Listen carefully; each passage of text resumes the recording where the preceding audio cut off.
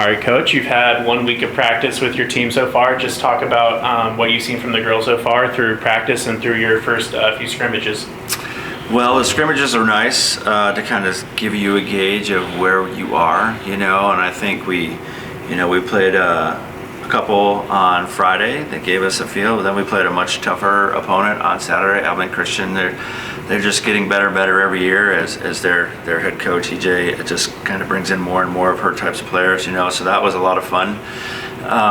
Getting to compete against them, but it definitely gave us some direction, like what are the areas that we need to work on, what do we want to get better at. And I think there's a few things that just are under construction, like they're developing. So, and I like that because you don't want to be polished after 4 days of practice, and Division II starts later than everybody.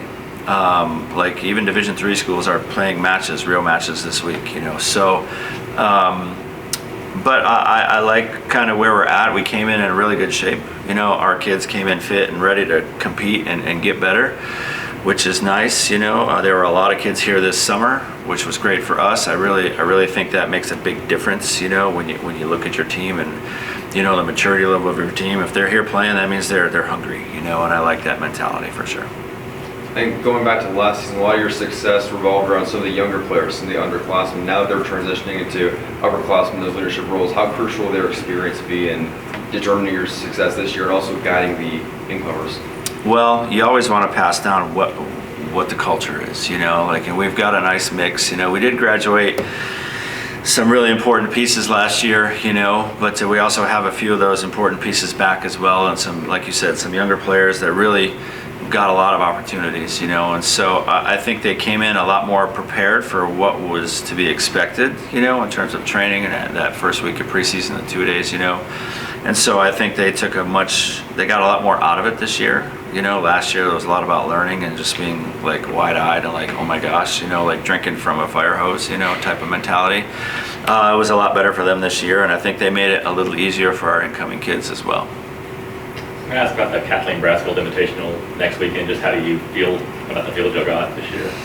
I think it's a good one. I think whenever you can get a top 25 team in your gym, early on in the season, that's going to be fun and important. And that's Colorado Mesa. They'll probably be, I think the poll will come out in the next couple of days. They'll probably be in the 15, 16 area maybe, it's nice to do that. And it's also nice to play them at home. But we also, one of my former assistants is coaching at Adams State now, and I know that they know, he knows exactly what we do because he was part of it for 4 years, so he has a good mind, and he recruits really hard. So I think the 2 RMAC matches will be tough. Southern As, last time they came here, they were extremely athletic, and I think the fact that we played them in front of 2,000 people kind of like threw them off. They'll be prepared for that, this time. In Arkansas Monticello, I don't know a ton about them, so, but I think it's the quality of the matches will be good. It's a good opportunity to watch us play at a high level, and lead us into whatever's next after that. So I'm excited about it. And leading up to the regular season opener, which isn't for a week and a half, you have one more scrimmage at home. And what have you seen so far that's impressed you most? I mean, you touched on the preseason or the scrimmages earlier, but what's impressed you most, and how will that help you transition into making sure you start the season off on a strong note? Well, I think, on Saturday we're down 2-1, in a match, a 5-set match, and we came back and won that match, So I think the grit, the effort level in which we play is very high, and I think that this team understands that it's never really over. Volleyball is not like some of the other sports. There's no clock, you're never going to run out of time, only run out of points. So it's important for us to keep that mentality. But I do like the grit of this group. I think that they're going to work hard every day. They come in, they want to come to practice, they enjoy coming to practice, and they came in prepared for another good year. Coach, you already mentioned some of the players that left the program last year. Of course, your All-American caliber hitter, Evelyn Torres, and your setter, Adeline Ortman. Who are some of the names in your team right now that are maybe fighting and pushing to be able to get in those roles that were left empty last year? Sally, Susie, and Janie, those are the names. Just kidding. I think it's kind of wide open right now. We had 2 transfer setters come in. One came in the spring and one came in the fall. We have a freshman setter that's going to be pretty good. So, Madison Scrivener, Gabby Ashcraft, Chanel Cancel. I mean, all three of them are very talented, but they're just, we're in the beginning phases trying to figure out what tempo we run, where the ball, where we want to locate the ball, those types of things. I think those are some names that are going to compete for time. I think with Callie Enex graduating, that's a wide open spot right now. We've got some good older players. Arlen Ferguson is ready. Kritzia Perez is doing good things. Ali Dutzman. They're all competing for time. They want that opportunity, and they when kids graduate, they see it. It's not like you're coming back and that the kid that was starting last year was here, and you're like, well, they know that kid's not going to be on the court for us. So they're hungry for that. And I think those are some of the up and coming names. That not the household name type thing. Somebody that's impressed the heck out of me, and she's not new.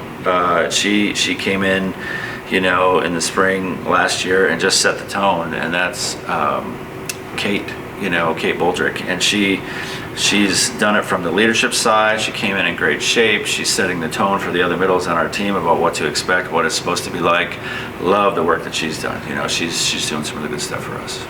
And of course, definitely, I don't know how I forget Callie like that, but nonetheless, you already mentioned Kate. Is there any other players who was here over the summer that definitely impressed you early on in these first few practices? Well, I think that the fact that they came in ready to go is the most impressive piece. You could sit on your laurels and hang back. I was this last year, I'm going to be that again. No, they worked hard over the summer. Demi Carter and Maddie Parrish, Sydney Thornton, all were on the court for us last year, and they came in ready to go. So I love that about them, and the fact that they're competing hard. I think a dark horse. We had a player that we moved from one position to another. She was a setter the past 2 years for us. Allie Kirkpatrick. She is a really effective attacker. She hits the ball. She makes great contact, and she's in the mix. I think that because she's just crafty. She understands, and like as a high school player, she did everything. Like she hit, she set, she passed, she did it all. And so she's kind of our utility knife. She can fit into a lot of different places for us. So I'm excited to see how she continues to develop. Thank you, Coach. Thank you, Coach. Is that enough names for you? Thanks, guys. Thank you. Yes, sir.